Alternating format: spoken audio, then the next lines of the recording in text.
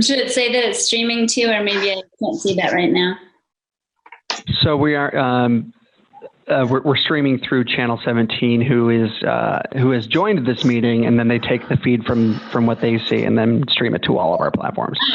Okay, wow, that's fancy. Okay, sorry, didn't mean to hold us up. Great. So welcome everyone to the May 12th, 2020 Special City Council meeting. Please let the record reflect that all council members are present. This evening, we're going to start with a recognition, a proposed joint resolution, which is an anti-xenophobia resolution, and we've asked Councilmember Lopez to read that, and we have Priscilla Martinez from the Diversity Commission to accept. Thank you, Chair. It is really a great honor. Thank you to you and all my colleagues to give me the opportunity to read this very important resolution, challenging Ogden residents to celebrate diversity and inclusion and to take a stand against xenophobia and racism in our community. Whereas Ogden City owes much of its success to its diverse population, each member of the community plays a vital role in the growth and development of our city. Because of this, it is crucial that everyone is kind to one another and treats each other with dignity and respect. Unfortunately, xenophobia, discrimination, and racism can threaten the safety and security of our community. And whereas xenophobia is the fear and hatred of strangers or people from different countries or cultures, this has no place in Ogden City, but all too often, it is prevalent throughout the world and in our community. We must work together to prevent and combat xenophobia and racism of any kind.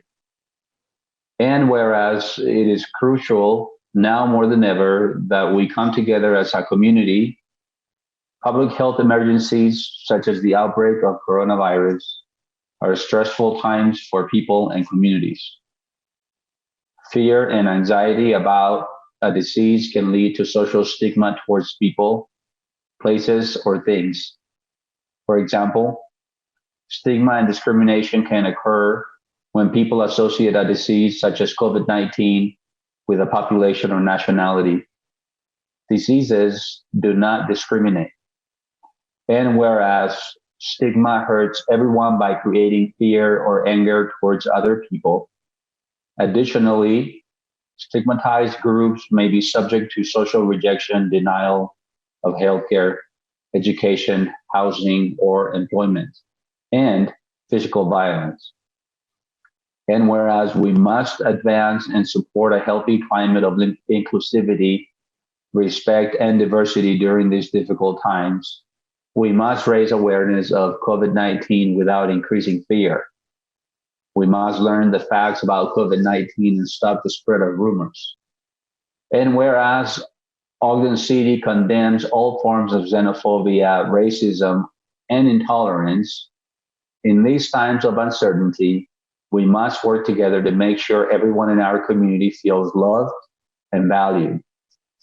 As we help one another stand united, Ogden City will come out of the COVID-19 pandemic stronger than before. Now, therefore, be it resolved that the Ogden City Council and Mayor Michael P. Caldwell hereby commit to create a community of diversity and inclusiveness and to discourage xenophobia of any form. We appreciate the efforts of the Utah Division of Multicultural Affairs, Weber State's Diversity Office, the Ogden Diversity Office, the Ogden Diversity Commission, and all others who promote diversity and equity within our community. And with that, I would like to propose that we adopt this joint resolution 2020-3. Second. Thank you. We have a motion by Councilmember Lopez and a second by Councilmember Nadolski to pass the resolution. All in favor? Aye. Aye. Aye. Any opposed? Thank you very much. And thank you so much, Councilmember Lopez, for bringing this idea up in our past meeting. My pleasure. Thank you. And Priscilla, normally we would be shaking your hand and welcome you to the podium to make a statement. Thanks so much for being with us. Would you like to make any statement? Yes, I would. Thank you so much for inviting me tonight. As I was thinking of what to say and as I was reading the joint resolution on anti-xenophobia, what really came to my mind is how proud I am of the city and the direction that we are all moving forward to. And I believe the commissioners would also agree with me. This joint resolution is a reflection of what the city values, what we stand for, and what we will not tolerate. As we all know, the effects of xenophobia can profoundly affect not only the individuals, but communities as well. So the joint resolution that Councilmember Luis described clearly says that xenophobia, discrimination, and racism can threaten the safety and security of our community. So in order to move forward, xenophobia has no place within our community, and we must, as a city, pave the way to promote positivity around inclusivity. And as of my fellow colleague and Commissioner Adrian Andrews, who is not here, would say, we are a part of a shared humanity, and we must respond with unity and compassion. So I'm honored to accept this anti-xenophobia joint resolution on behalf of the Ogden Diversity Commission. So thank you so much. Thank you. Thanks again so much for coming. Thank you. Now this evening we have public hearings. We're going to be hearing a presentation from Ward Ogden Community Development Manager and Kathy Fuentes, the CED Project Coordinator. We're going to present the fiscal year 2021 to 2025 Consolidated Plan and the fiscal year 2021 Annual Action Plan. So they're going to present that as well as the proposed Own an Ogden program guidelines. And then we will take public input from those of you that are joining us on the call, and we'll talk more about how you'll participate in that after they give their presentations. Thank you very much. This is Ward Ogden. I'm the Community Development Manager, and I am attempting to share my screen. Welcome. Thank you so much. Let's see if this works. Are we there? It's beginning. Yes, now it's there. Okay, great. We have spent a year working towards the development and adoption of the consolidated plan. It's been a long year with a lot of public and council input. I just kind of want to go over very quickly. We've met with the council 9 times, including tonight. There was, starting in September, we had some housing fact-finding sessions. We adopted a citizen participation plan. We talked through and adopted an analysis of impediments to fair housing choice. We held a couple of work sessions, work session in November, another one in February, another one in April, and now a final adoption in May. We've met with our Citizen Advisory Committee 4 times, numerous presentations to partner groups and outside entities interested in developing and giving input into the consolidated plan. The consolidated plan is,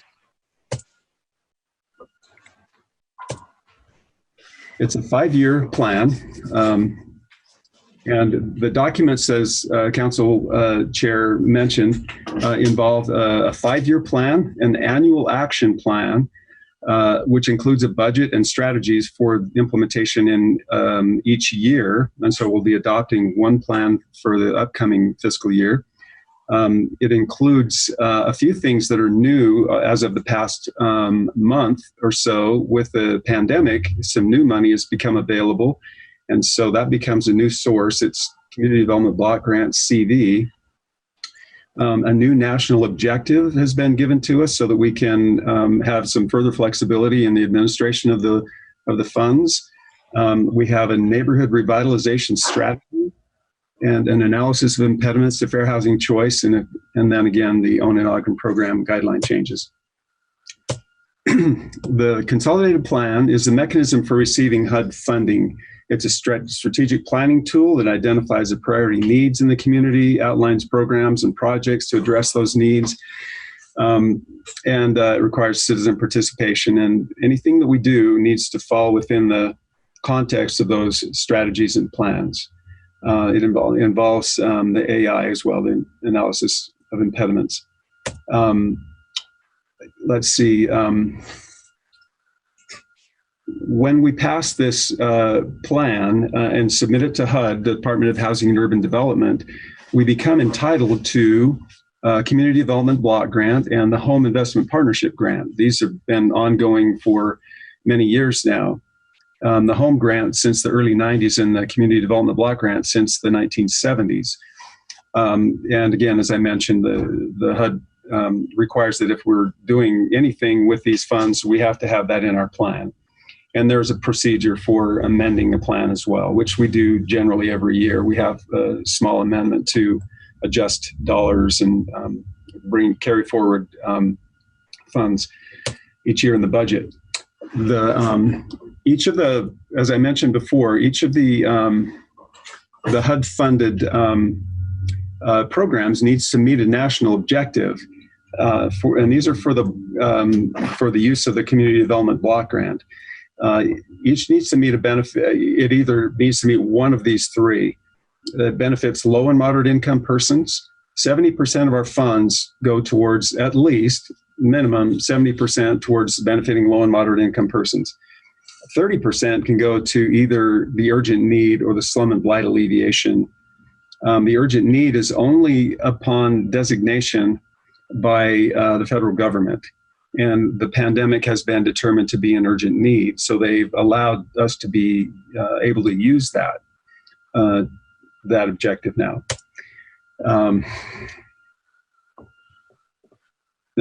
This just kind of goes over what I was just talking about. The urgent need activities that we do must prevent, prepare for, or respond to the pandemic. It allows us to help more businesses through our small business loans program, which we'll talk about in a few minutes. Dealing with the economic loss, and again, 30% of this is a maximum of 30% of the funds can be used towards the urgent need.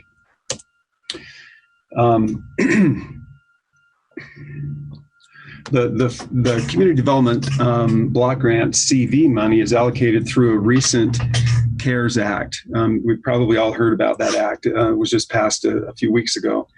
And behind the scenes, the federal government, Housing and Urban Development, and many other agencies have been scrambling to find ways to quickly get this money out and to go through the required public processes to put these funds into our budget and into our plans. And so we've been working diligently over the past month or so to update our consolidated plan drafts and to include these funds into that plan. And Ogden City was awarded $609,198. And again, as we talked about, it gives us some added flexibility in how we can help small businesses. Prevent, prepare for, and respond to the virus. These CV funds need to meet a national objective. They can meet any of the national objectives, frankly, but they also have to prevent, prepare for, and respond to the coronavirus. So it's tightly tied to those purposes. And then we have to do a duplication of benefits analysis, which basically says that if someone is receiving benefits through another federal program, they can't duplicate those dollars or duplicate that benefit through receiving CV money. So we have to look and see if the small business loan is offering funds and providing funds. We can't give them the same dollars. We can add to them, but we can't replace those dollars and duplicate them. Can I ask a question, Ward, about that? Go ahead. So does that mean if a business took advantage of the PPP loan / grant, that they wouldn't be available for anything else, or? Well, that's not necessarily true. It really comes down to what is their need. And so if the PPP loan provides, that's the payroll protection program. If the PPP loan gives them a portion of what they need, then we can step in and help them with the rest of what they need. So it doesn't preclude them from getting both. We just don't want to give them funds to, that would replace the same, put two fund sources in for the same exact payment. Okay, I understand. Okay, thanks. Okay. Or do they have to pay back this loan that What's they that? receive? Do they have to pay back this loan that they receive? Right. Yes. These are repayment loans that are worked through our small business loan program. At what interest? But those are under our. I think Kathy might be able to answer that a little bit better than I. But I think they adjust the rate based on how the underwriting goes for the loan. I think there's a maximum interest rate that they can charge, but it's a low interest rate, and favorable terms, obviously, to help out the businesses. But So who are the businesses paying back? Are they paying back the city? Or are they paying back this program, this CDBG? Right. These funds are actually an entitlement. They come through the entitlement process just like our block grant does, and so these are our dollars, and yes, they do get repaid To the city? Yes, to the city. Okay. And so these funds came to us, and so these are city funds, Okay. just like our block grant is, right? So anyway, it's administered basically the same. It's through the same mechanism that HUD uses for the block grant. There are additional CARES Act funding entitlement sources that Ogden City is not a party to, but can have a great help in things such as homeless prevention, emergency shelter grants, and housing opportunities for persons with AIDS, and rental assistance for low-income renters as well. And just as late as today, the state of Utah was awarded just over $5 million in an additional CARES Act funding of block grant, which that doesn't come to the city, it goes to the state. But the state can use that for some very targeted purposes, and the state is working through that process now as well. Moving on to the consolidated plan, we have priority needs and programs that fall within those national objectives. And I'll just quickly go through these. These are the programs and objectives that we are meeting. In the community development side, we have improved the quality and increased the supply of decent, affordable housing. And we do that through our Quality Neighborhoods program, our emergency home repair program, and our infill housing program. We expand homeownership opportunities through our Own in Ogden program, and we improve the safety and physical appearance of neighborhoods through our target area public improvements. On the business development side, the objective of creating greater access to capital is achieved through the microenterprise loan program. And stimulating economic growth, that objective is met through business information center counseling and business startup initiatives. And the small business loan programs that are funded both by the block grant and the CDBG-CV, and the special economic development projects. So that's the overall framework of the consolidated plan, and that's the 5-year strategies, and there are strategies and goals for each of those areas. And then within the context of each year, we adopt a budget, and then we have a specific action plan for undertaking those projects and programs in each year. So that's our action plan. And again, it's our application for our block grant and home funds. It details the budget, the goals, and the programs to be funded. And again, if it's not in the action plan, then we can't pay for it. Here's a breakdown of our sources of funds. Total of the block grant, this includes the block grant CV money as well. $666,000 in program income. Our entitlement is just over $1 million with carryover of just over $1 million. And our CV money is the $609,198. In our home budget, we have an entitlement of $485,000. We're carrying over $518,000, and our program income anticipated in this year is $117,000. Here's the way that we're proposing that the funds be spent. These are the line items in the pie chart. The largest one is the Quality Neighborhoods Program at $1.2 million. When combined, the small business loans is just over that amount.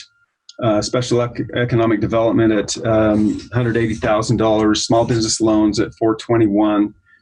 Microenterprise of $280,000, and then the small business loan program with just the CV money broken out is $478,000. We have a small amount for carrying forward our some of our costs in wrapping up some infill housing projects, and then an amount for our admin that pays staff costs and overhead from block grant and the CV money as well. Our BIC is funded at $55,000 and public improvements at $250,000. Ward, is this a good time to ask about the change in the CDBG CV funding to the small business loan program from the microenterprise from the small business loan? Or are you going to talk about that later? We can do it right now if you like. Sure. There, in an earlier iteration, there was a proposal to do to put all of the CV money into the small business loan program, but it turns out that as we learn new things almost daily, and as of Friday, we learned that the CV money needs to meet its own 70% ratio of low mod benefit. And so in order to do that, for that to be feasible, micro enterprises are almost exclusively low and moderate income business owners.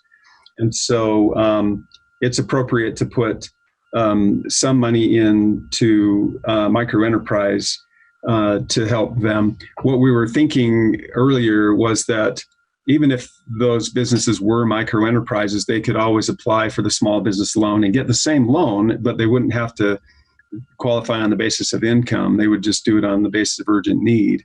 And now that we realize that we can't blanket that urgent need thing across all of our block grant, we have to separate it for each of the grants, the block grant and the CV grant. We now need to meet some low mod benefit from the CV money. That's probably way more technical than people wanted to hear, but there's reasons for moving some of the money around so that there's greater flexibility and greater opportunity for assisting businesses and still meeting our national objectives. I hope that answered the question. It did. Thank you so much. Yeah, thanks. Our home grant, most of that, of course, goes into our Quality Neighborhoods program for housing development and renovation and sale. And then our highly popular Own in Ogden program, $250,000, and then some administrative funds as well. Now we're going to talk briefly about each of the programs. And again, this is to just sort of reiterate how the plan is broken out and where those funds are allocated. In our Quality Neighborhoods program, of course, we alleviate slum and blight, eliminate substandard units, and rehab and resale properties with home money, $800,000, and match funds and block grant of $1 million. And then there are some housing funds for a total of $2 million. So those are the total sources with the goals of 25 total projects. And again, these are just the federally funded ones. We don't promise to HUD that we're going to do things with non-federal funds, but we always do. We just put the federally funded ones in this goal chart. It just gives us added flexibility. The priority need of increasing the supply of affordable housing under the emergency home repair program, $40,000 there, and a goal of 5 per year. And we generally meet that and exceed that. Infill housing, again, we're just wrapping up the Stonehill project, and a small amount is allocated there. So as you see, we'll have 6 homes this year, and then next year 3, and then we'll see how it goes. We're dealing with the market, and we'll have to see how things come out of the downturn and where we go from there. So the goals can be amended and changed, and new things come up as we see how the economy's going. The Own and Ogden program, our down payment assistance, $250,000, and a goal of 45 loans per year. Target area public improvements, setting aside enough funds to do a fairly major project every other year. And these are in targeted neighborhoods that synergize with some of our other housing rehab and development projects. The microenterprise loan program, again, we've got the block grant and the CV money combined for $280,000. And looking at 5 per year, of course, this could fluctuate wildly based on how many loans come in, but we understand there's a great need. So these are minimum goals. The BIC, of course, does counseling to upwards of 500 business owners and individuals each year. Small business loan program, we measure these in, for the low and moderate income benefit, we measure them in jobs created.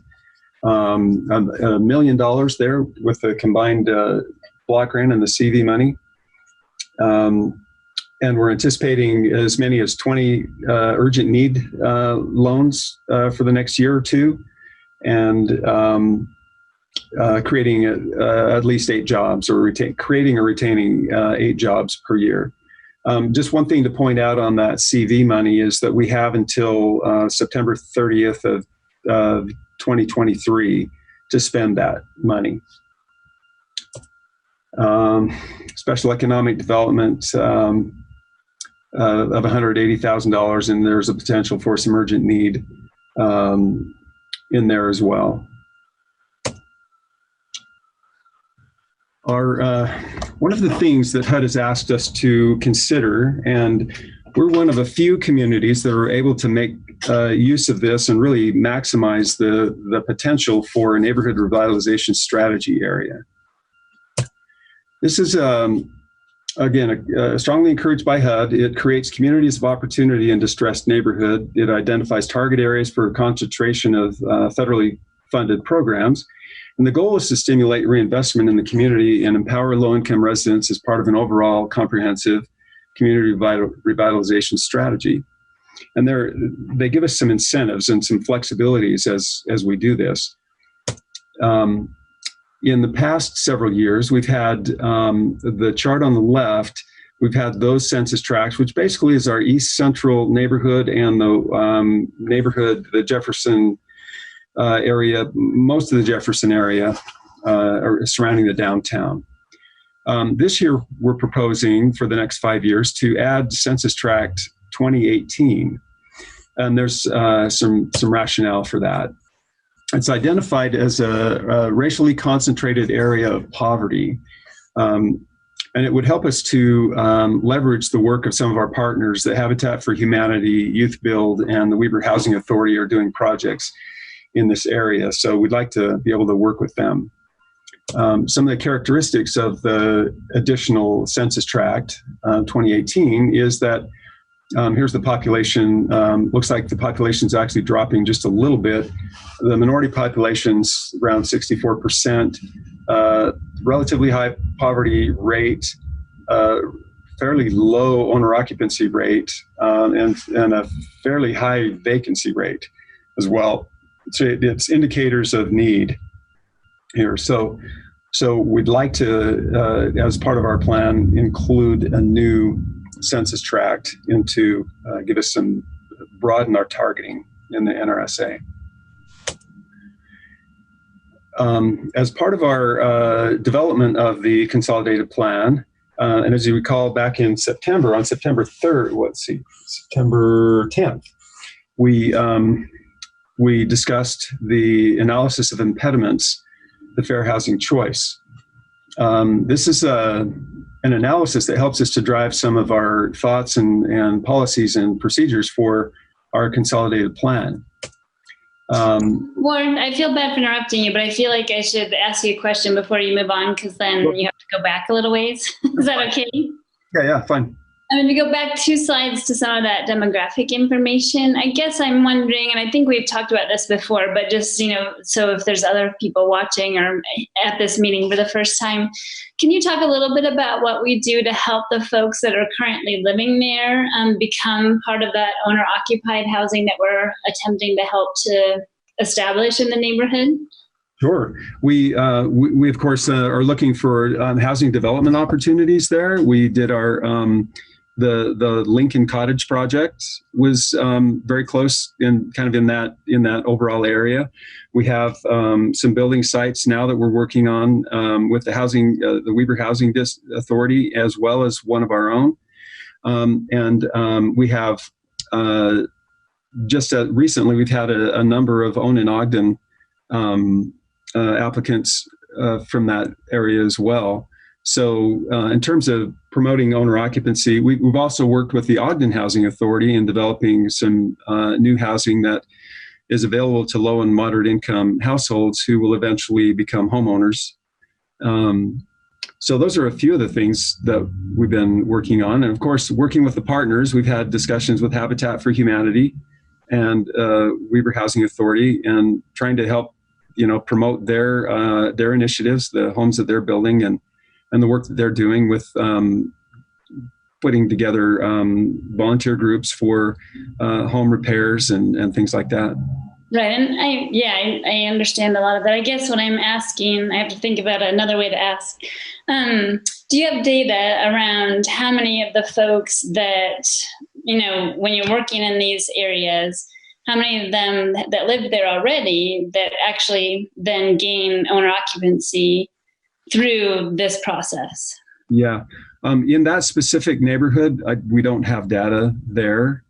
But that would be an interesting thing to come back to you with, in terms of where are the people living before they purchase a home, say with our Own in Ogden program. Yeah, I guess since we've been doing it so long, I thought maybe that would be something that we would be tracking in some of the other census tracts. Sure. Yeah, that's the thing that I can't report on right now, but that's a good question. Ward, I have one question on the rent-occupied home units. Seems like it's gone up 20% in the last, 13 years? Yeah. What's driving that? It seems like we're trying to gear toward more owner-occupied, but it looks like the rent-occupied is increasing quicker than what the owner-occupied is. Of course. Yeah, and that's of course owners moving out and renting their properties or selling to landlords. That's obviously an indicator of decline when the rates change to that degree, and so that's a reason why we would want to step in and try and help. Okay, and when they purchase a home, is what they have to be in it 10 years? Well, before they leave, or what? It's basically a due on sale loan. So we ask them to stay as long, obviously as long as they want, but people generally stay 5 to 7 years at a minimum. Okay. Yeah. All right. Okay. Should we move on? Yes. Thank you so much for going back. Okay. No worries. The analysis of impediments is part of there's a law that says basically we have to go through there's a law saying affirmatively further fair housing choice, and doing the analysis is how we meet that requirement. There were some impediments that were identified, and we have in our action plan, we've got 28 action items that address these impediments. We have uneven fair housing infrastructure, deteriorating quality of housing in the racially concentrated areas of poverty, weak job transit connections, landlords' lack of familiarity with Fair Housing Act, and high rates of foreclosures and evictions. And so we've got strategies in the action plan to address those things. Moving on to the program guidelines, just to inform everyone, we reference and fund programs through our action plans, but the guidelines for those action plans are not included, and we're not responsible to HUD. In other words, we don't have to get HUD's approval for the specific loan guideline. We choose the guideline as long as it meets the federal guidelines, if you know what I mean. So we don't put program guidelines in our action plan. So this is kind of a standalone item that comes along with the action plan, but it's not included in the action plan. So we're kind of stepping aside for a moment to talk about the Own in Ogden program. As part of the discussions with the council regarding housing needs and issues over the past year, we've proposed to address the issue of retention for police officers and firefighters who may leave for other jobs after receiving training in Ogden. And so there was a concern that we would train them and then they would leave. So as an incentive and to provide a mechanism for retention, the proposal was to increase the amount of assistance that would be available to officers and firefighters up to $20,000, and that the loan would be forgivable after 10 years of owner occupancy and continued Ogden City employment. The typical loans are due on sale regardless of how long they've lived there. But the thought was to provide an incentive for officers to stay a minimum of 10 years. If they're there 10 years, they're likely to stay longer, and they're bought into their home and the situation a bit more. And then also, if we could find some funds that were not tied to income restrictions, that we could make them available to officers and firefighters regardless of income. So those are the changes that are proposed to the Own in Ogden program. Thanks, Ward, for making those changes. I think they're a good addition. Yeah, thank you. And it's been a long presentation. We really appreciate the times that we've had to visit and talk and deliberate over housing and community development and economic development issues over the past year, and all the presentations and discussions we've had with citizens and our Citizen Advisory Committee, and particularly the council staff, has been very helpful. We really appreciate them. And so I think we're done and open for questions. Thank you so much. Any questions from council members? Hey, Ward, I have a quick question. This is Marcia. And it's a question that we get from constituents a lot, maybe those from nonprofits. So other cities use CDBG money to augment or grant nonprofits, specific money for their specific services. Why does Ogden City not do that? Or why is that not a focus of the CDBG money? And if you could just give us a quick overview of that, that would be great. Sure. Public service, well, I'll take one step back just a little bit and say that the original, when the block grant was enacted, it was enacted as primarily a physical development program. And so that's really kind of the reason it exists. We do economic development as well. And public services are eligible as a supplement to the community development initiatives that we do. So it's clearly eligible, and many cities do that. We found that and we've talked about this over the years numerous times. Every time we do a consolidated plan, and for several decades in the past, we've we've said, okay, so why is our philosophy moving forward? Are we thinking, is there a reason to change the original philosophy on the block grant use? And it comes up every time. The one of the points of analysis that I've done is that there are some smaller cities our size who public service grants to nonprofits. Most of the cities that are our size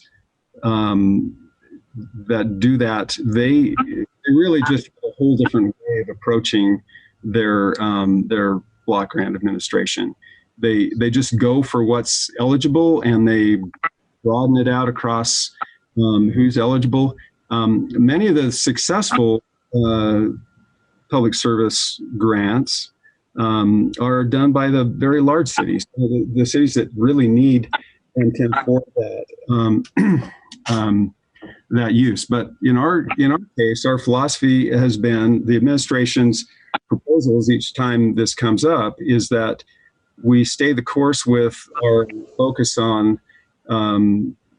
revitalizing neighborhoods and bringing them back from decline, generations long declines, and in doing economic development. And so when the issue comes up, we try to work with the partners, because we recognize they do great work. We try to help them find funds that are in line with their mission, and that maybe just a little bit more appropriate in terms of where those funds are at and where they come from. So hopefully that kind of gets at that issue. Yeah, that answers it. And I think that it's just just a different focus for us, and I appreciate that, and I appreciate us staying the course on that. So I just know that it comes up quite often as we interact with a lot of our nonprofits around the city. So right, I appreciate that. Okay, thank you. Thank you. Good evening. Hi, this is Kathy Fuentes, Project Coordinator for Community Development Division. Hi, if I could just briefly explain to you the changes that were proposed this morning to the comp plan board. Can you bring the PowerPoint back up and go to the microenterprise program page? I don't know if you can go back there. What we're proposing as of today, that was submitted in the comp plan today, that Glenn is going to substitute, is just taking the micro enterprise loan program as it was presented and making it into two micro enterprise programs, one funded with only CDBG and one funded with CDBG CV. So it will actually be two programs right here. So instead of it will be micro enterprise loan program CDBG 180,000 with those goals, and then we'll have a CV micro enterprise loan program with $100,000 CDBG CV. So this will be split into two programs. And then if you go to the small business loan program page, Ward, which is more side right here. And the same will happen with the small business loan program. We will be having two small business loan programs, one small business loan program with CDBG funding and one small business loan program with CDBG CV funding. And that is at the guidance of HUD. They want the CDBG CV funding in separate programs. So, and the goals will also change because there are two programs. The goals are actually going to increase because there's going to be two separate programs, and each program will have goals. So that is what we're proposing today. So sorry for that late notice. Any questions on those changes? The fund sources remain the same. It's really just a matter of breaking them out so that they have their own tracking mechanism in the HUD financial system. Right. Mm-hmm. Thank you. That definitely helps. Are there any other questions from council members? I have one for Ward. I'd like to go back to the neighborhood revitalization strategy area. Okay. I purchase a home in there and it's set up for 15 years. And then I get up to the 10th year and I say, well, I'm going to sell it or I'm going to rent it out. do I have to pay back that difference, or how does that work? The reason I ask that question is that the longer we have people stay in the neighborhood, more vital and revitalization that is for that neighborhood, and it reduces our number of rentals. So is there a penalty if I purchase a home and decide to sell it to someone or rent it out to someone? So, well, it's not necessarily a penalty. It just means you have to pay the money back.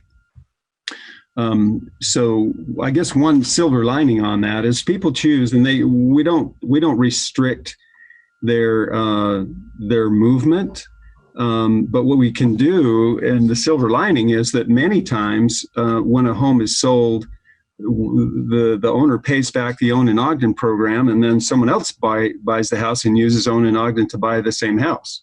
So perpetuating the owner occupancy is really something that we've seen happen a lot, and that's been a big impact, a big positive impact in the Own in Ogden program, is keeping homes owner occupied and keeping people in an opportunity to purchase a home.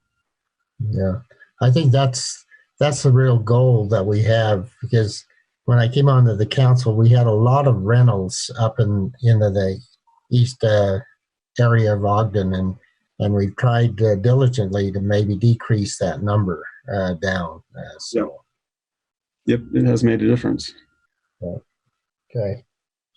Well, I guess just to follow up on my question earlier, is there a way, or I guess would it be possible that people in the application process for, maybe not the Own in Ogden program, but the other programs, where they could have like a sort of advantage of applying for those home loans over, if they're living in the same census tract as where the house is being built and changed?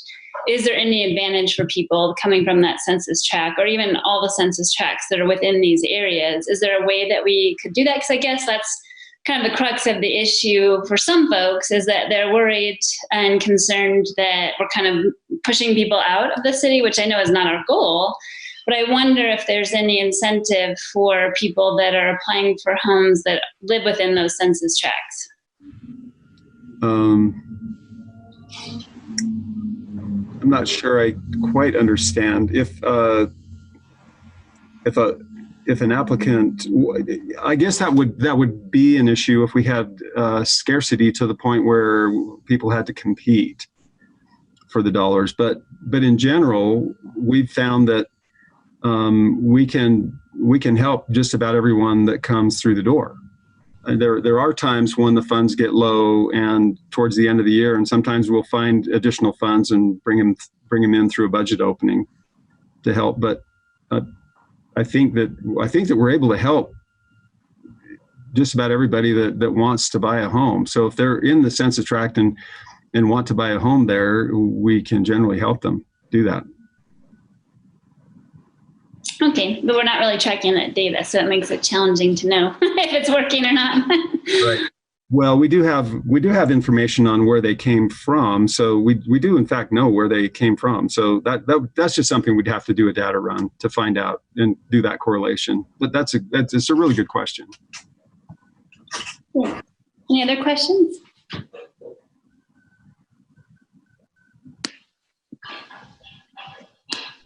I'm trying to move my screen so I can see people's faces.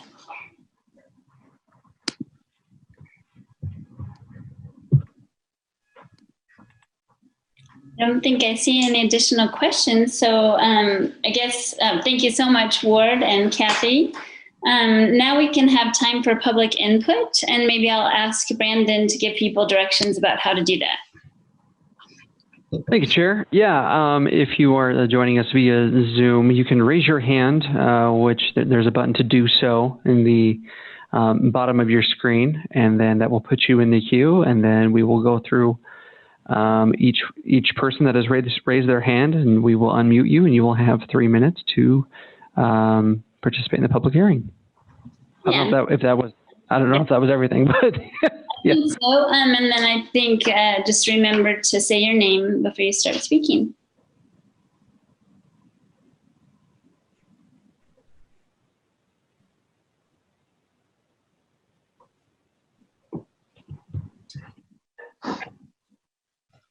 We give it a few more minutes just to make sure that people have an opportunity.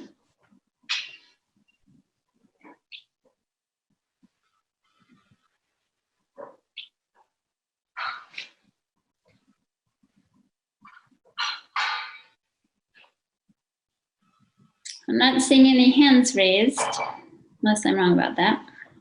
I'll make a motion to close the public hearing. I second it. Thank you. So we have a motion by Councilmember Heyer and a second by Councilmember Stevens to close the public hearing. All in favor? Aye. Aye. Any opposed? Thank you. So I don't know if there's any further discussion on that item or if anybody would like to make a motion.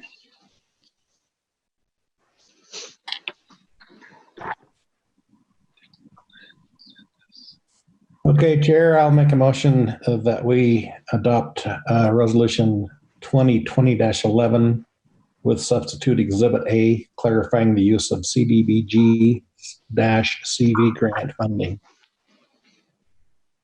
Second. Thank you. I have a motion by Councilmember Heyer, a second by Councilmember White to adopt the resolution 2020-11. This is a roll call vote. Councilmember Heyer, Aye. Councilmember Lopez, Aye. Councilmember Nadolski, Aye. Councilmember Stevens,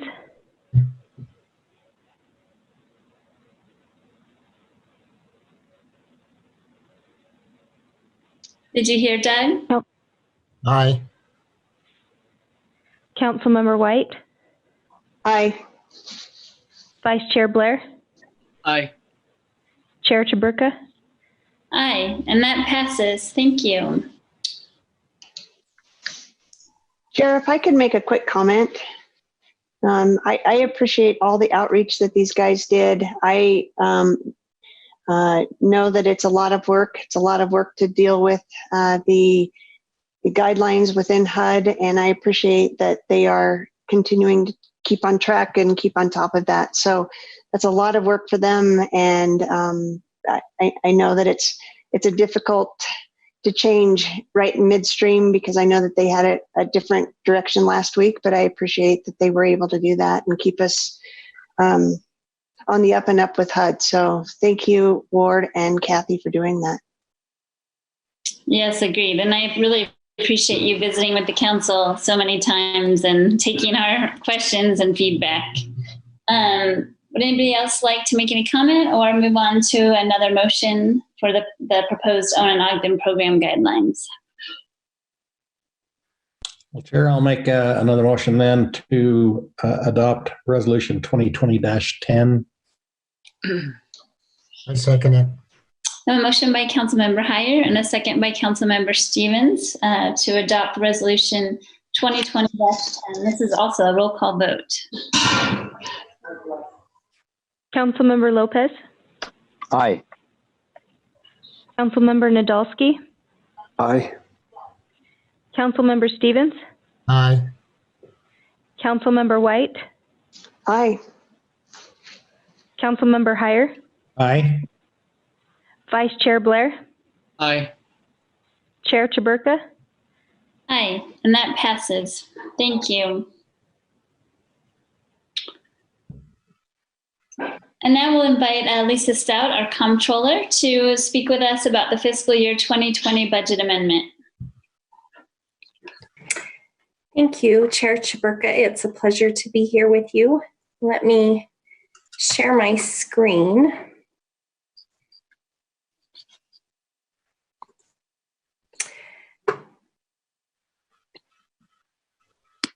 Okay, is that showing up okay? Yes, perfect. Thank you. As a full screen presentation.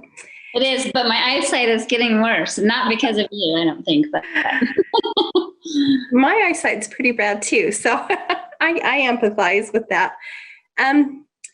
In fiscal year 20, the City Council, we identified $628,000 to be set aside for City Council to appropriate to projects identified through the strategic plan initiative. And the complete list that was formulated in December is before you now in this presentation. As things have changed and the economy has changed, Council has decided to abbreviate that plan at this time, and the budget action before you to appropriate an additional $273,925,000 to the city budget would set aside $305,000 of this $628,000 to be appropriated in the future, and appropriate $5,000 now to planning notice design, $20,000 to the purchase of boxing equipment for the Marshall White Center, $25,000 to the purchase of equipment for the comp recreation program, and also to appropriate money to the CIP, the sidewalk, streetlights, and neighborhood traffic control. These would be appropriated using project accounting. So if funds are not expended fully for these purposes at June 30th, it would be carried forward into fiscal year 21. So we can control the spending for the purpose laid out by council. Do you have any questions regarding this budget action? I don't have any questions, Lisa, but I did want to just point out to folks, and I think the council saw the letter as well.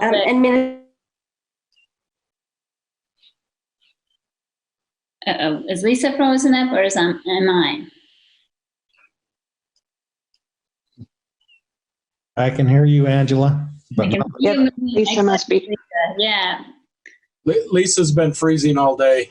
Oh, Lisa, you froze. I'm sorry. Where did I freeze at? Just at the very end. Were you going to say something? I just that administration would request that you appropriate the budget ordinance before you to appropriate these funds to as outlined in the ordinance.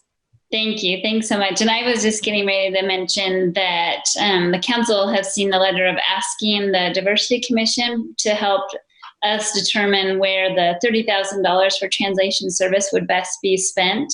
So just for the council's information, just to keep that in mind too as we're talking about this. Although it's not been appropriated, that was something we discussed. Thank you. Any other questions for Lisa?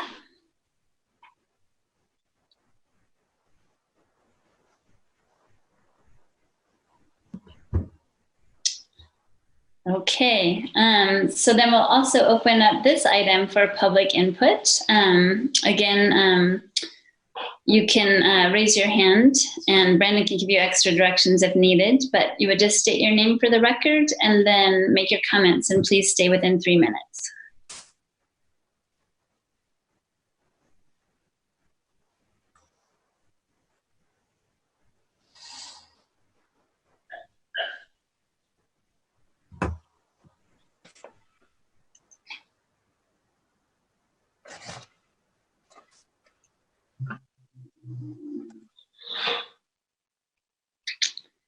I'm not seeing any hands raised.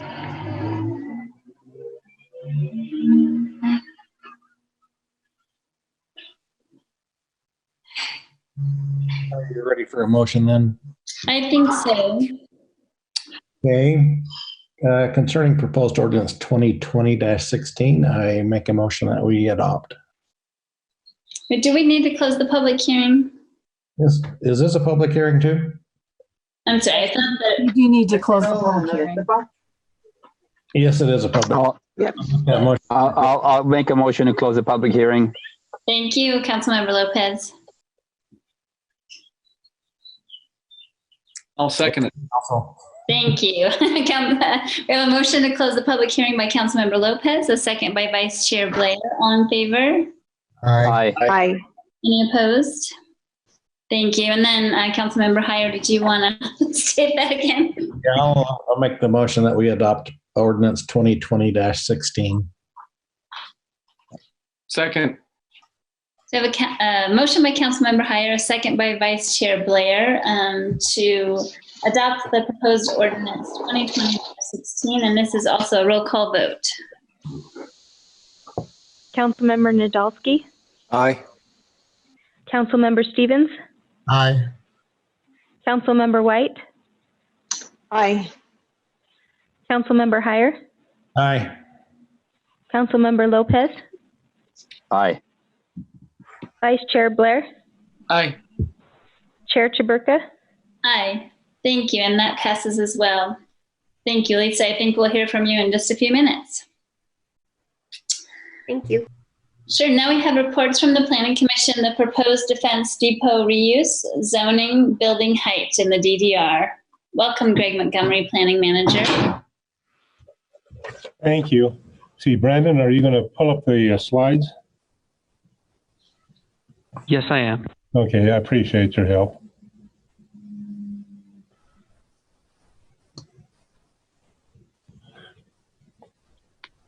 Okay.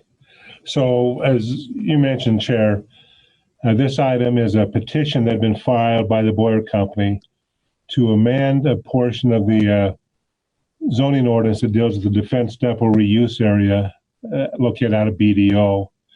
And the proposal is to change the height of a certain area of the DDR from 50 feet to 90 feet.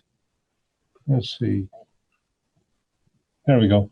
So this gives you an indication of the location. It's the northeast quadrant of that DDR zone, bounded by 400 North Street on the south side, Depot Drive on the west side, railroad tracks on the east side, and the county fairgrounds on the north side. Next. Presently, as I mentioned, it's 50-foot height limit. I should make mention that we changed this a time before. It had been 40 feet when the ordinance was originally developed, but as advancements take place in technology and spaces are needed for different types of manufacturing uses, we have increased the height one time and now again asking to increase it another time in a certain location in the DDR. Next. So this just shows what the ordinance would look like, talking about 50 feet in most areas, but 90 feet in that area I mentioned on the northeast quadrant. Next. So this gives you a view of the size of the development. This has been generally a vacant area, large manufacturing, warehousing areas have been developed on this quadrant, which makes this also acceptable to look at some height additions, because you have the 100-foot buffer of the rail line to the east. You've got the other uses of BDO that buffer it from homes that are to the west and Marietta Slaterville, also to the south when you look at where the nature center is. So this area is really isolated in the sense that impacts are really reduced of additional height being proposed. Next.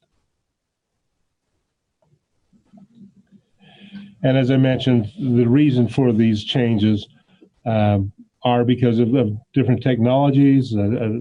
Different businesses are being attracted to the facilities and trying to meet those needs of those facilities. And the Planning Commission next, when they reviewed this, have given a recommendation. Let's see, next. 9-0 to recommending approval of this revision from 50 to 90 feet in this quadrant. Questions? Any questions for Ward? I know we also have the petitioner with us, Cameron Cook, if you have questions from petitioner, if they would like to speak.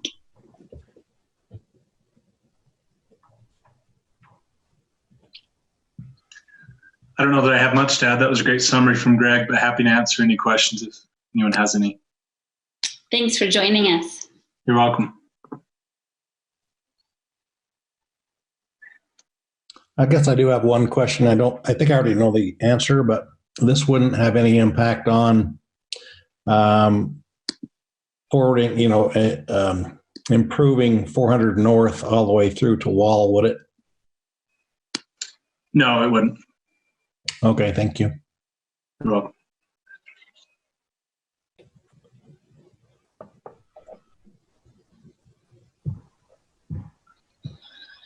I see no more questions, but yeah, and I do just want to say, Cameron, that I did hear from Mary at the Ogden Nature Center about how much she appreciated you, driving around with her, showing you the impact that it could possibly have on, the surrounding area. So thank you so much for spending that time.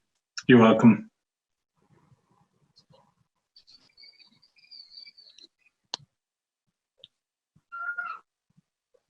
Okay, seeing no more questions.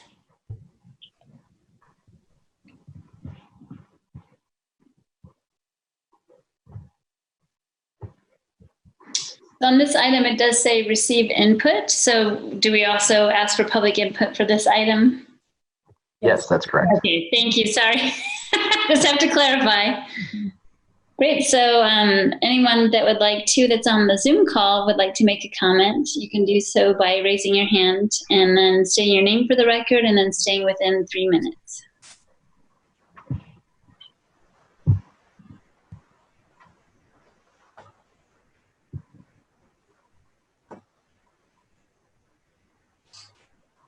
It's very hard not being able to see if people are standing up or coming closer to their computer.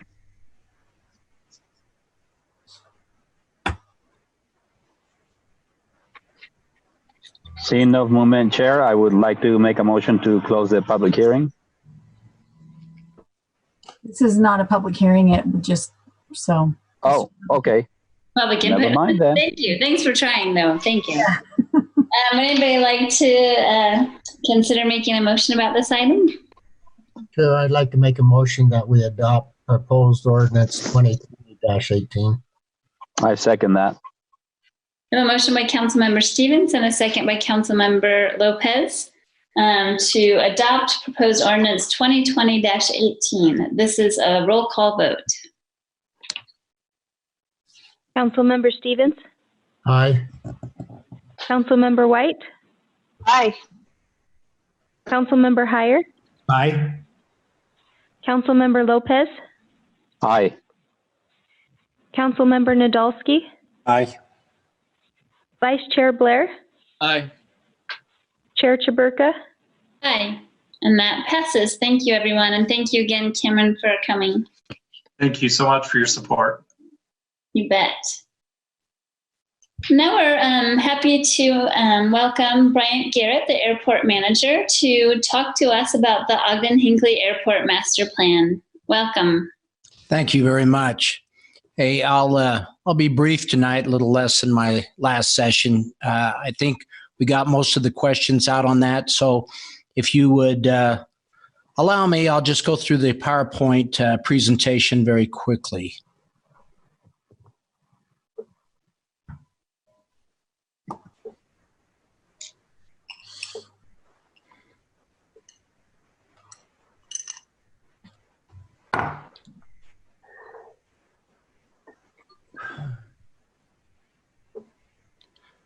All right. The master plan is an FAA required and an FAA funded obligation of airports that accept federal funds. So the cost on the master plan is approximately $570,000. And by the way, the last time we did one was in 1994, so 26 years ago. This process began with the acceptance of the grant in August of 2018. And the kickoff meeting was in October of 2018. And with any luck, this will wrap up as far as being adopted by the council into the city's plan, and should be finished sometime in the next 30 to 60 days.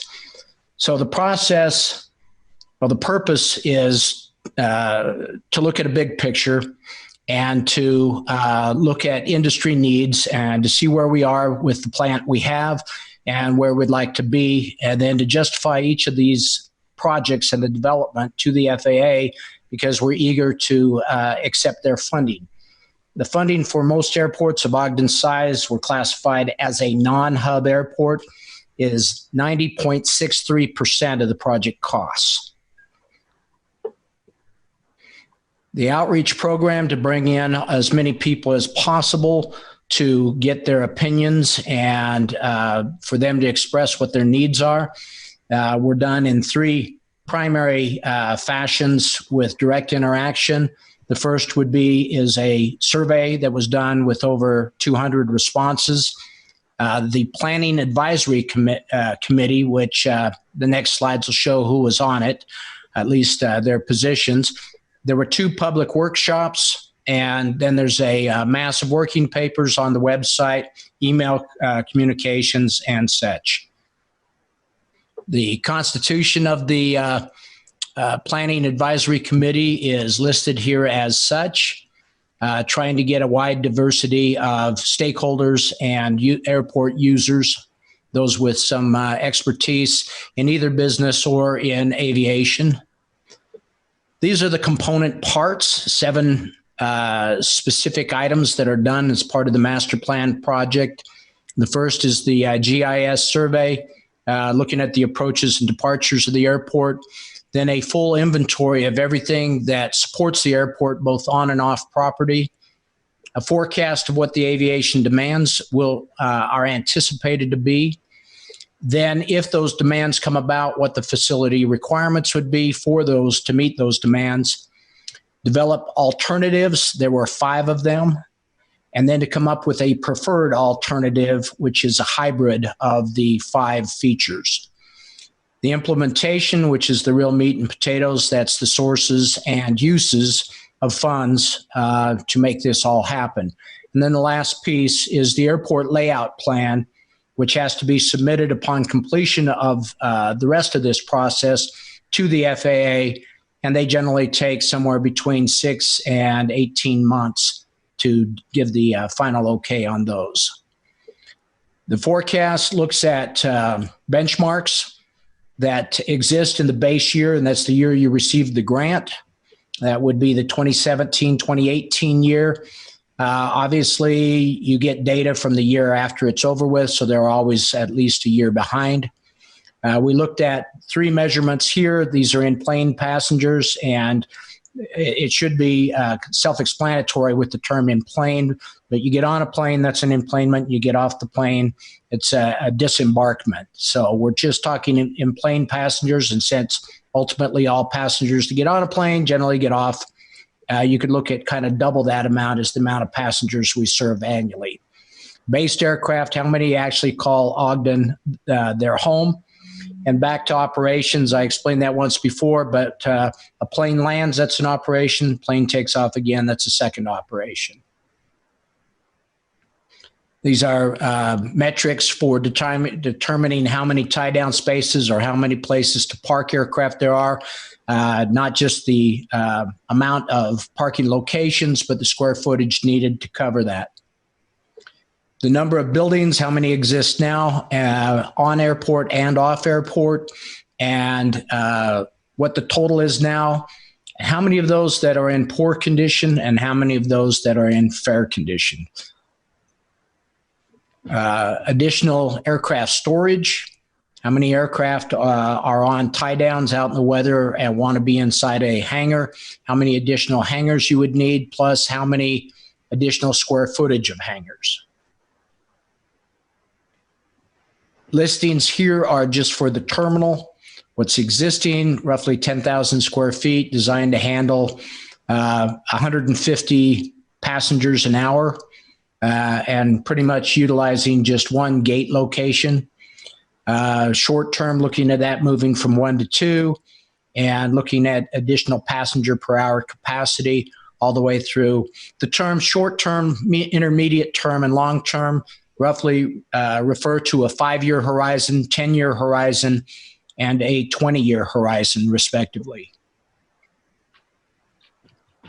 Parking, vehicle parking, short-term and long-term for passengers, employee parking, rental car parking, and how much curbside access to load and unload.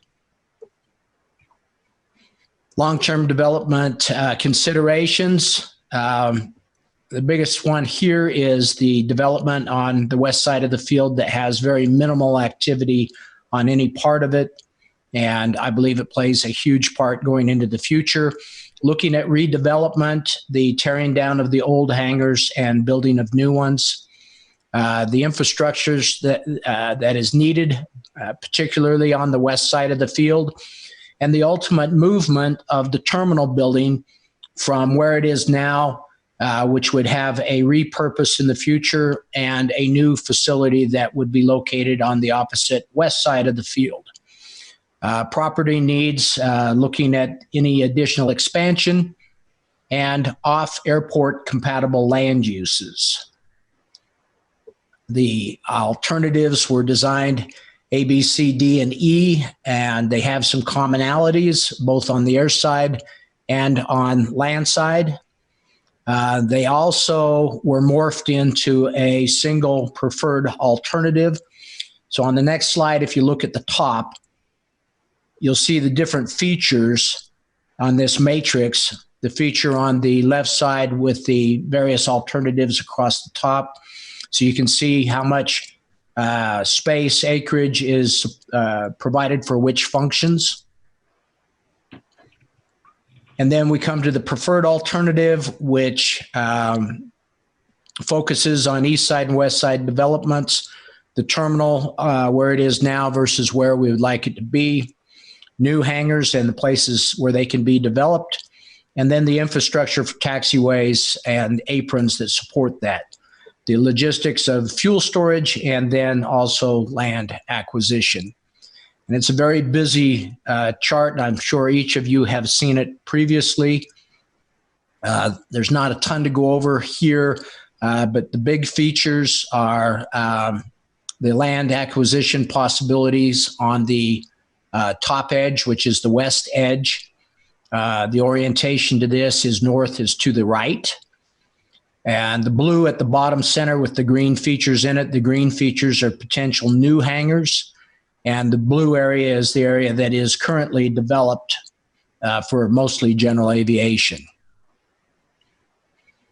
The capital improvement plan, revenues versus expenses, and then sources and uses where the money's going to come from. Okay, the key numbers here are, again, looking at the 5, 10, and 20-year horizons.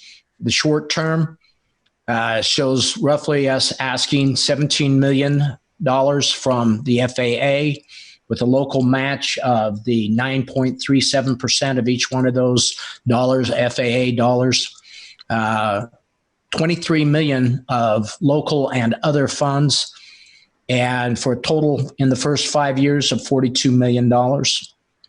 Add to that the intermediate term, taking us to $66 million for that time horizon, and the longer period and the furthest out, the 10-year period from 2029 to 2038 with 345. Now, I just ask that you focus on the extent that we're leaning on private sector third-party development at the airport. The final piece is the airport layout plan. The drawings, last I looked, there were 21 pages. They do everything from a detailed side view of each one of our approaches and departures and what obstacles are there, to noise compatibility area and the actual layout plan itself, including wind rows showing where our predominant winds come from. And this portion does require FAA approval. And then this is the list of myself and my contacts versus our two consultants that made the majority of this happen. And then I could just ask if you have any questions at this point. And I can bring this back up, or I can stop the share.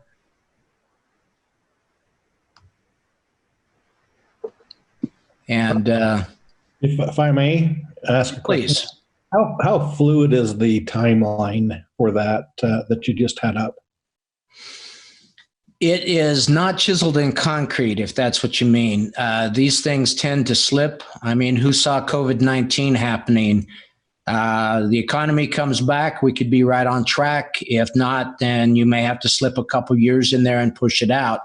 That's the reason the FAA likes it. If you do a master plan every, say, 10 years, they certainly don't want you to go 26 before you go to the next one. But it is fluid. It is changeable. It's not cut in stone. So it's not likely to accelerate? You could accelerate. I've only been at one airport that happened at, and that was my Florida airport in Sanford, Florida. And just the stars aligned, the growth occurred. We were twice during my tenure there voted the fastest growing airport in North America. So it did accelerate the schedule on a lot of things, and things that were 20 years out were plucked out, cherry picked, and placed into a shorter term environment with the FAA's approval. Okay, thank you. Any other questions?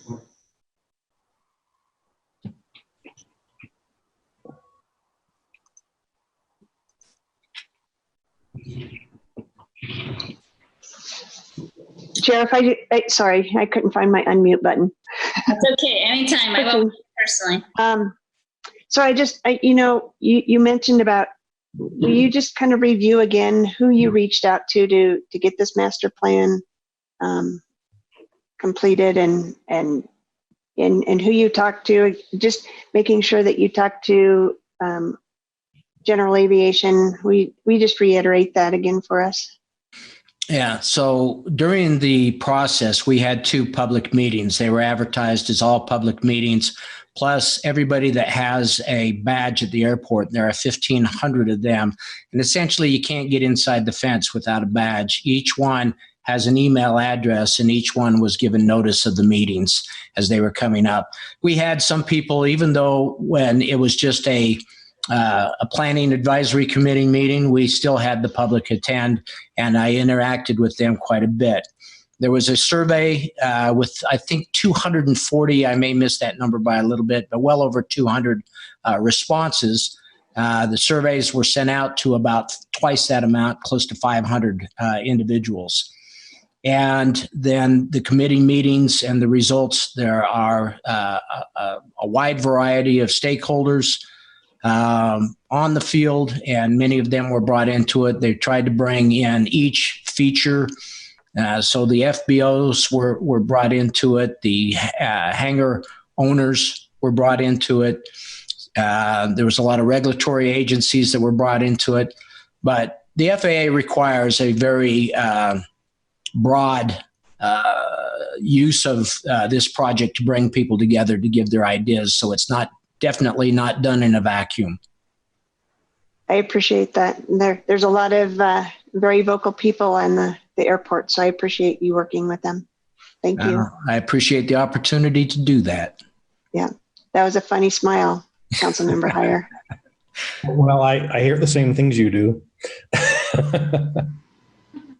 Yeah, thank you so much for presenting to us, Bryant. Just so the public is aware, this is, this presentation is being held ahead of time. So if you have public comment and you're not going to join us on May 26th for the public input period for this item, you're welcome to email us, each council member individually at our contact information at Ogden City. But also we have a form that's available that you can fill out that actually becomes part of the public record if you have comments about this particular item, and then we would get that and be able to respond to you. And then you also can call a phone number that can record your message as well. So we certainly want to hear from any of you if you have questions or comments about this plan.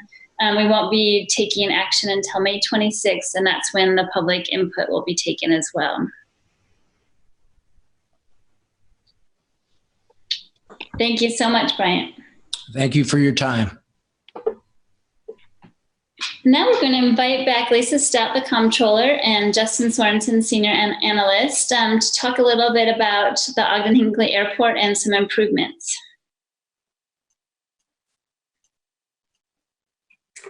Thank you. I appreciate the opportunity to be here. The budget ordinance that I am going to present on is for budget opening, for improvements at the terminal, and then for some planning money in relation to the master plan you've just heard about. Hold on, let me share my screen.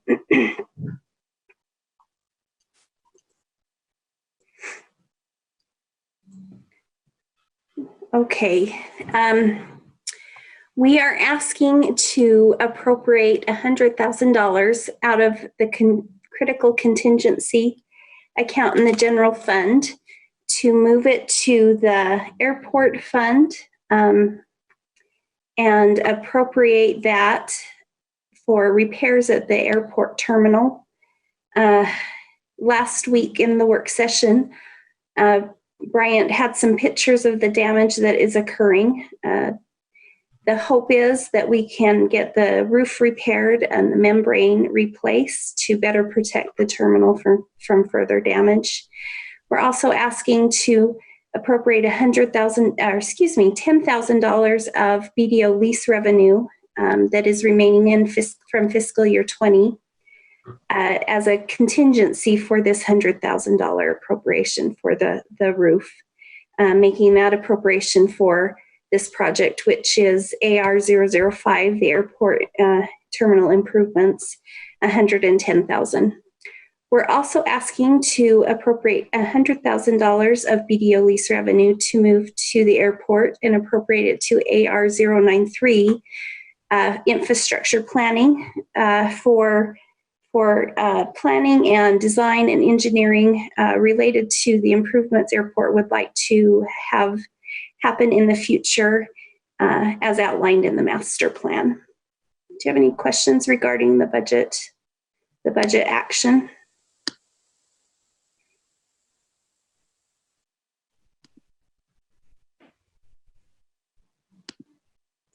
So this is just a report, and administration would like to request that council put this on the agenda for a public hearing to consider this a budget appropriation. Thank you, Lisa.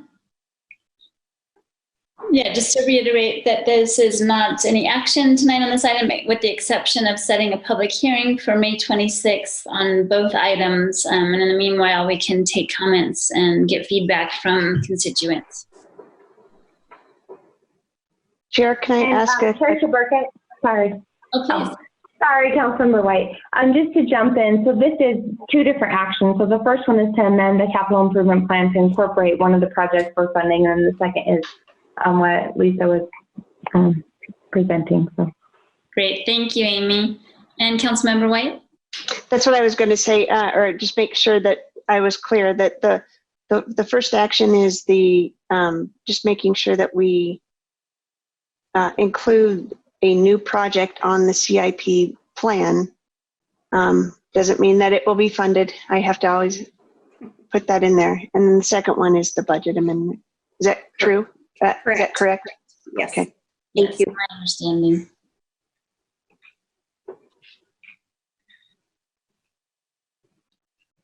Thank you, Lisa. I'd be happy to entertain any motions. Chair, I'll make a motion to set the public hearing for proposed ordinance 2020-10,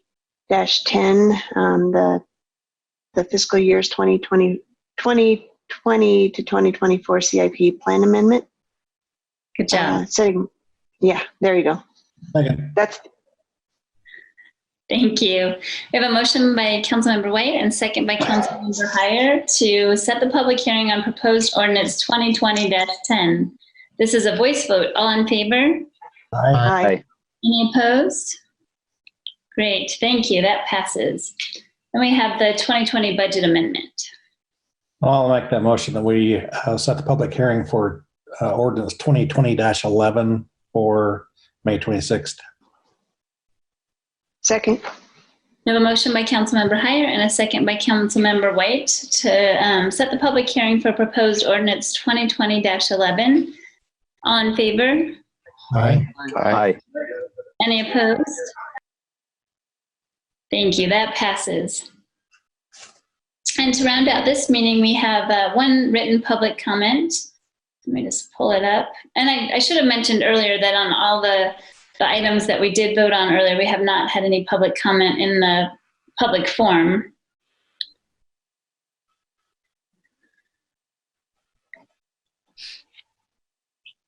So it takes me a minute to get back to the right place. We talked about this comment a little bit in the work session. It's about the Canyon Road development constituent that is very concerned on many levels about development that's happening on 12th Street. And we talked a little bit with Greg Montgomery about this item during the work session. Greg, would you mind giving an update about the appeal process for this item? Yes, because the procedure is administrative, the appeal of any decision made by the Planning Commission as an administrative role is to the Board of Zoning Adjustments. There's a 30-day time period from the decision to make the appeal. An appeal has been made by the citizen in that area, and it's scheduled to go to the Board of Adjustments on May 27th at 4:30 p.m. So an appeal has been filed on it. The appeal process is one of process rather than rehearing the case. So I think that's something important to understand, is that when an appeal is made, it's trying to determine an error was made in the decision based on how the ordinances exist, rather than to rehear it and have a new decision made. Was there an error made in the decision process? I have a question, Chair, if I might ask Greg. Yes. As I've reviewed the Horace Mann community plan, there were several things in there that were important to the community during that plan process that this development did not adhere to. I know those planning documents, those community plans are not binding, but are they something that can be appealed against? Is that what this is about? No, this is more appeal of what did the Planning Commission act on. You know, the concerns, again, expressed by neighbors are traffic impact, the type of development being proposed, the number of units being proposed. Brought into it was some things discussed about impact to the school. At the Planning Commission meeting, we actually had a letter from the school district saying that the school has more than enough capacity to handle any of these type of developments in that area. In fact, that helps in some ways reduce school class sizes, because then it provides more teachers per pupil, rather than if there are smaller total numbers of a certain grade, then generally the per student ratio per teacher actually goes up. And so the school district didn't see that as a problem. A couple of things that were brought up was the fact there's no traffic impact study done. The only traffic impact study that was done was on Canyon Road for UDOT. Mm-hmm. And UDOT determined that based on the analysis, this would not have an adverse impact on Canyon Road. Our own traffic engineers, even though at the meeting they did not make any comments about it, just took a look at the road right-of-way widths, pavement widths, and the fact that the 186 units, in terms of trip generation, half maybe go east, half maybe would go north, half would go south. You may see an increase of 200 to 300 cars per day. But the road itself has a capacity of between 4,000 and 5,000 trips per day. And so, again, that wouldn't be a factor that would ruin the capacity of Maxfield to carry traffic on it. It would be an increase of number because there would now be another connection. And when you talked about the community plans, the Horace Mann community plan identified Maxfield as an important connection needed to be made so the neighborhood has ways to get in and out. If you had a wildland fire up in that area, as we have in some other locations, and there's only one street to get in and out of, that makes it difficult. This would provide some other options. The Horace Mann community plan also identified that there should be some standards looked at in terms of 12th Street. The 12th Street corridor plan followed after the Horseman plan, and that plan then identified a need to have a separate ordinance to look at potential opportunities along 12th Street because of the increased traffic volume as it went from a 2-lane road to a 4-lane road. And the concern being that along 12th Street, those may be more commercial or multifamily intended. I know when the 12th Street overlay plan was first approved and the ordinance was approved, many of the members of the committee felt that this area would be more of a commercial activity area at the mouth of the canyon. But again, the options in the ordinance allowed both types of uses to take place. And this developer chose to develop multiple family between the power station and the other multiple family that's to the west. One of the things that took place, and I think when you talk about consistency with the Horseman plan, was that definition that was made a few years back when approval was granted to extend the 12th Street overlay zone to the brow of the hill, feeling that that was more of a Canyon Road type orientation than it was the neighborhood orientation. So that policy decision was made a few years back when rezoning took place to expand the acreage of this property to that brow of the hill between it and Canyon Road. And feeling that was a buffer between that and the single-family residential, those to the north. So that's probably a long-winded explanation about, I think there's a metamorphosis that took place from Horseman to 12th Street to the 12th Street overlay zone to where we are today. Thank you so much, Greg. Any additional questions or anything? I have one question. Would they consider environmental impacts and open space impacts to this area? Does that have any bearing? No. Okay. The only impacts they looked at was geologic impacts. Is the soil and the land stable for development? Mm-hmm. But in terms of those other items, we really don't have any regulations that look at those type of things, other than zoning something open space. Is that space up there zoned open space? No, it's zoned R1, single family.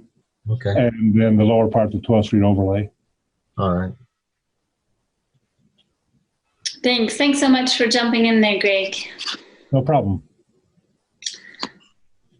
Now we have time for general comments from the administration. Mark Johnson, would you like to make any comments? Thank you. You're very kind. It's fun to see you all in your places of abode. I've been watching. I think Rich is 3 under par, but I think he's been cheating. I just thought I'd throw that out. I cheat all the time. You never want to with me. Well, I'm sure Bart's been watching and he's seen it. I don't know. Just 4 quick comments, and they're just kind of, we have amazing employees, but I want to call out just a couple. Tonight you got to see Ward and Kathy on the consolidated plan. Ward Ogden, good thing he's stuck here for so many years with a last name Ogden. It'd be hard to work for another city, but Ward is considered one of the very best in the business that he does. Kathy's really does a wonderful job. I just want to call out how much work they put into not only this consolidated plan, but how much they put into their jobs and what they do, what they achieve. I know that they've almost had daily adjustments during this COVID time to what they can use the money for and whatnot, and they've adjusted beautifully and done a wonderful job. Our airport's very lucky to probably have, I think, the best airport manager we've ever had. And I am grateful for Bryant and what he's brought. I think he brings a lot of knowledge and a lot of abilities, and I think he's been a great addition. Third, I just want to call out planning. We don't sometimes call out planning enough, but Greg and his staff are amazing. The knowledge level Greg has, I don't know how we'll ever replace. I'm hoping we can download him somehow, his brain, because he's got an amazing memory for things here in Ogden and has been at it for a few years. And just lastly, our finance people, Lisa, Justin, Brandy, and their team. I've never seen where we've had to redo a budget as many times as we've redone this one. I'm really grateful for what they contribute and what they do. Lisa was talking that she was working on her presentations late last night. I mean, that they work nonstop, I think. And I just think we have an amazing group of employees all over every department. And we're very proud of them and glad that they can come and help, hopefully, with the process here in council meeting. And I hope you all have a wonderful week. It's 71 degrees. So if we can get done and get out of here, we can maybe go enjoy a little bit of the time. I hear you. Thank you. I second that.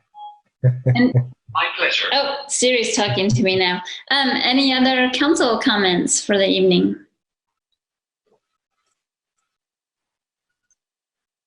No, I just want to quickly echo what Mark said. We are going through some tough times and it's going to be really difficult. And I really appreciate the outside the box thinking that doesn't often happen to those financial people. They're really very black and white. And I appreciate that they are trying to figure out the gray. And I will reiterate that time and time again over the next couple of months. So onward to the funness of the budget. So. Any other comments?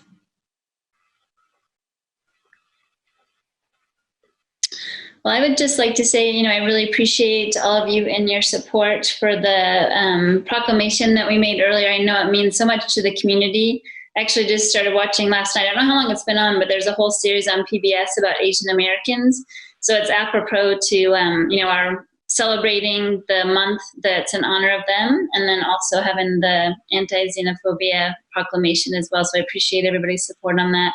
And I definitely echo the support of staff. The council staff has also been amazing in helping us pull off all this electronic business and other things in the meanwhile. So yeah, I really appreciate it. We have a couple more meetings to go. So unless anybody else has any comments, I think we can adjourn this one. Motion to adjourn. Second. Great. A motion by Councilmember Heyer and a second by, was that Councilmember Nadolski, to adjourn. All in favor? Aye. Aye. Any opposed? Great. Thank you. And Brandon, just let me know when the recorder's ready for the next.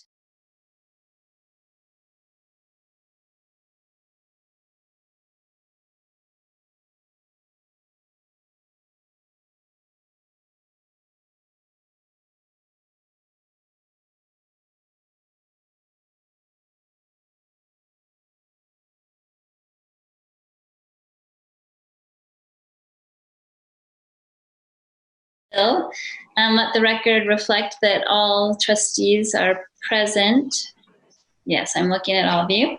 And we have the first thing on the agenda is approval of minutes. The special meeting of December 3rd, 2019, Board Member Lopez. Yes, Chair, they're correct. And the closed executive session of December 3rd, 2019, Board Member Nadolski. Yes, Chair, they're correct. Thank you. Thank you. Special meeting of December 17th, 2019, Board Member Heyer. Yes, Chair, I reviewed them and found them to be accurate. And finally, the special meeting of January 7th, 2020, Board Member White. Yes, Chair, they are accurate to the best of my recollection, and I move that we approve the minutes. Second. We have a motion by Board Member White and a second by Board Member Heyer to approve the minutes. This is a voice vote. All in favor? Aye. Aye. Any opposed? Thank you. So again, we get to welcome back Lisa Stout, the Comptroller, for the fiscal year 2020 to 2021 proposed. Thank you, board members. It's a pleasure to be here. I am presenting on behalf of administration and community and economic development an overview of the fiscal year 21 budget for the redevelopment agency. You do have a work session scheduled with CED next Tuesday, I believe, where you can spend a lot of time going into the developments themselves. What I'm presenting tonight is an overview of what is included in the redevelopment agency budget. The current budget compared to the prior year budget shows a significant decrease in increment revenue. The fiscal year, I forgot to update those dates. I apologize. The blue column is actually fiscal year 20, and the yellow column is fiscal year 21. We are showing a major decrease in increment revenue. The majority of that is because the BDO increment area expired in December of this year. So the levy that happened January 1st will go back to all of the taxing entities that participated in that increment area. Ogden City was one of them and will receive about 30% of that increment revenue. The other revenue for the redevelopment agency consists of transfers in from Ogden City, and then transfers between increment areas for housing and administrative support, and the Central Business District debt. And we'll go into that a little further as we go on. As far as the increment budget, the areas that the redevelopment agency is collecting increment on in fiscal year 21, we did correct the dates on this slide, are listed as followed. You can see Golden Links and BDO are both expiring, and we will not be budgeting any increment revenue for either of those areas in fiscal year 21. Also included in this budget is a transfer to the rec center for debt payment. This was something that happened when we built the rec center. We're allowed to transfer from specific areas. There are only 4 areas remaining in this transfer. The total amount that we're taking to help support the rec center debt is just under $1.6 million in fiscal year 21. And you can see the expiration dates there. The debt for the Central Business District will be paid off in fiscal year 2026 or 27. I apologize, I don't remember that right now. As we agree to increment revenue, generally and by state law, we are required to put money into housing. And that's wrong slide. This is a list of the transfers that are coming out of BDO lease revenue from Ogden City and being transferred to the redevelopment agency for support. The $92,000 in track line is an agreement with Cial Royale. 25th Street, the $260 is for help with debt repayment on the Wonder Block or the Flowers Food site. The $170 in the river area is for the Hoffman Cleaner purchase.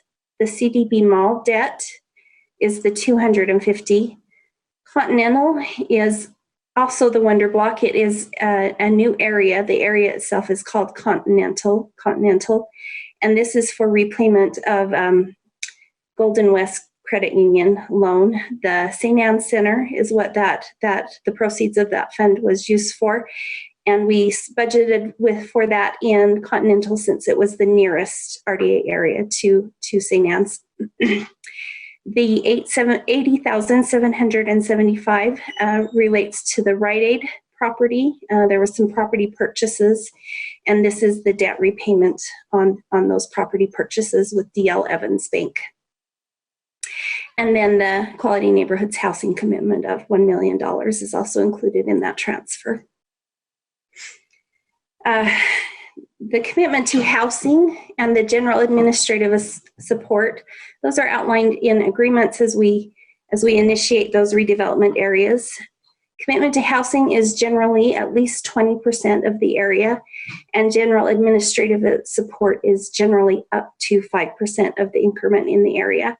So we are able to take transfers from the areas listed and $294,000 will go to housing. $132,000 will be transferred to the general fund, and that helps us support the wages for our CED business development personnel. Currently, we have a budget in there for debt repayment.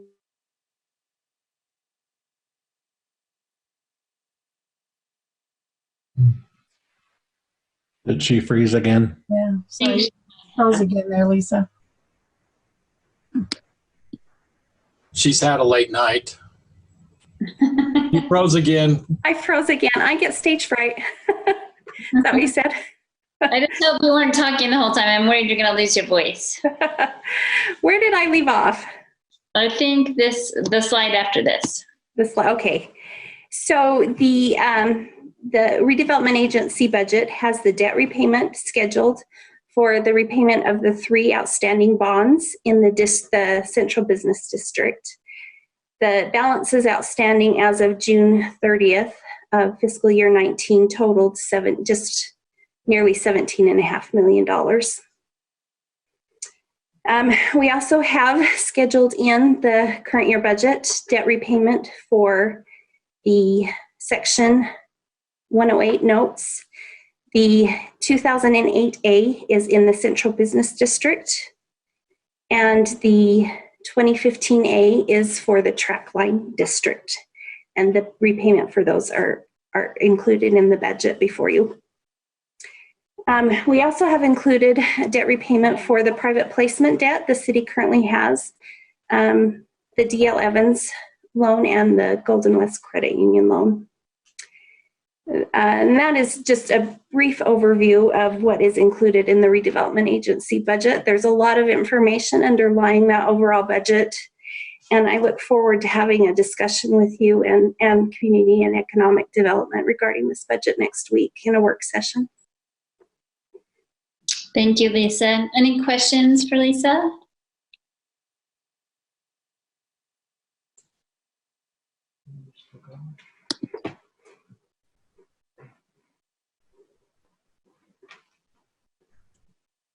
Looking for squares to light up. Just wait till next week. Okay, I'll be ready. Oh, sorry. So this is an accept for review and setting the public hearing for June 9th, 2020. Mayor, I'll make the motion that we, concerning Resolution 2020-1, accept this proposed budget for review and set the hearing for June 9th. I second that. So a motion by Board Member Heyer and a second by Board Member Lopez to accept for review and set the public hearing for June 9th, 2020 on proposed Resolution 2020-1. This is a voice vote. All in favor? Aye. Aye. Oh, someone was ready. Any opposed? Great. Thank you so much. Any comments from the Executive Director or representative? Nothing tonight, thank you. Thank you. Any comments from the board members? Nothing tonight, thank you. I see nothing at this time. Would anyone like to make a motion to adjourn? Motion to adjourn. Okay. Second. We have a motion to adjourn by Board Member Nadolski and a second by Board Member Lopez. All in favor? Aye. Aye. Any opposed? Great, we are adjourned. We'll go on to our final municipal. Great, thank you. Thank you, Brandon and Recorder. I'm not sure who's there today, but thank you very much. Welcome to the Municipal Building Authority meeting of Ogden City for May 12th, 2020. Please let the record reflect that all trustees are present. We have a report from the administration, the fiscal year 2020 to 2021 proposed budget presentation. And I see that Justin has popped up. Justin, are you giving this presentation? Yes, I am tonight. Well, welcome, Justin Sorensen, the senior analyst. Thank you. Share my screen with you.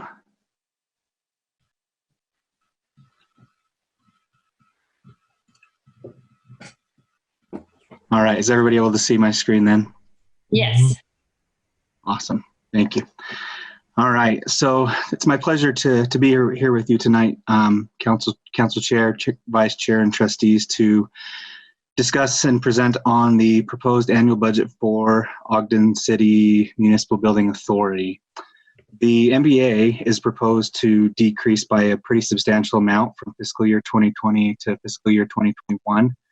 The decrease, there we go.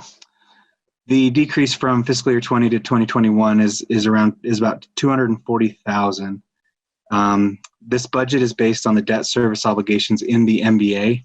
The large decrease in the budget from fiscal year 20 to 2021 is due to the refunding of the 2007 Lindquist Stadium bond. That bond was refunded during this fiscal year. It was a lease revenue bond, and it's been refunded as a franchise tax revenue bond. And with that, the collateral has changed, and so the accounting for that it will be in the general fund. And so that is the reason that for the substantial decrease is with the moving of that refunding of that bond into a franchise tax revenue bond. The remaining bond that's still in the MBA is the 2006 Public Works Facility Bond. There's approximately $280,000 in bonded debt outstanding will be outstanding at June 30th of this year. The remaining principal for that bond will be paid off during fiscal year 2021, which will leave no outstanding debt in the MBA following fiscal year 2021. Lease revenue is collected in the MBA from the general fund, and then also the water, sanitary sewer, storm sewer, and refuse funds to help pay for this 2006 bond, which was used for the construction of the Public Works Facility building. We'll be meeting with you, I believe it's next week, to discuss the MBA budget in a work session. And with that concludes the MBA budget. Is there any questions from any trustees tonight? Any questions?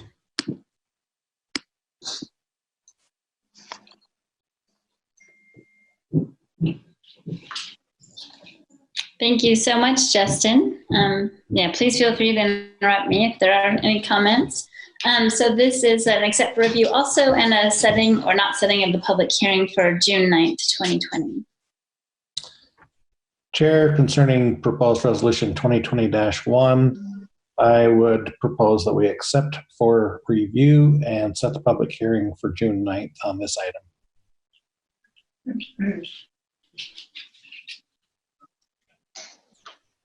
Second, sorry. I didn't know if I was muted or not. Second, just do it. All right, Whatever. thank you. I agree with him. Okay, we have a motion from Trustee Heyer and a second from Trustee White to accept for review and set the public hearing for June 9th, 2020 for proposed resolution 2020-1. And this is a voice vote. All in favor? Aye. Aye. Any opposed? Great, thank you. That passes. Any comments from the president or representative? Nothing, thank you. And from the trustees?